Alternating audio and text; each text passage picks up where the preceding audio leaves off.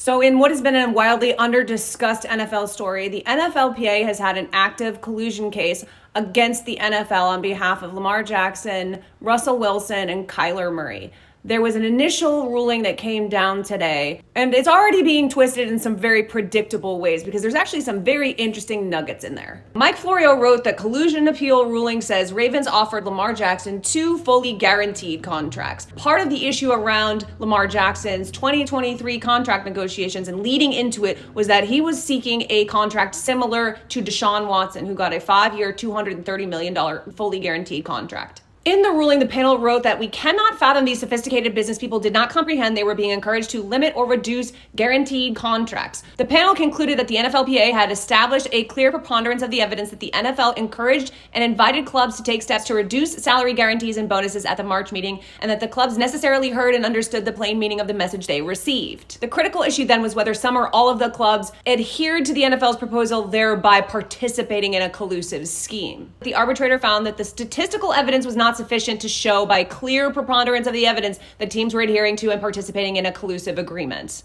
On different portions of page 14 of the decision, the 3-person panel wrote that the Ravens twice offered fully guaranteed contracts to Lamar Jackson. The ruling does not mention other key terms like compensation. It's also not mentioned whether the 3-year contracts included a no-tag clause, which would have set the stage for unrestricted free agency in March of 2026. I'm not actually anti-Florio, but this framing is tricky to me. A 3-year fully guaranteed deal means the player gets all of his money along with a shorter path to another deal in free agency.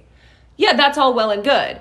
But let's be honest, that means he's getting a lot less guaranteed money. A 3-year guaranteed contract at the rate of Deshaun Watson's 5-year guaranteed contract is a lot less guaranteed money. The fact that the Ravens offered Jackson a pair of 3-year fully guaranteed contracts, which is what Kirk Cousins got from the Vikings in 2018, defied the NFL efforts as of March 2022 to persuade the teams to collude in not providing fully guaranteed deals. Okay, this panel found that the NFL encouraged and tried to persuade NFL teams to not offer fully guaranteed deals or to lower the amount that they were guaranteeing.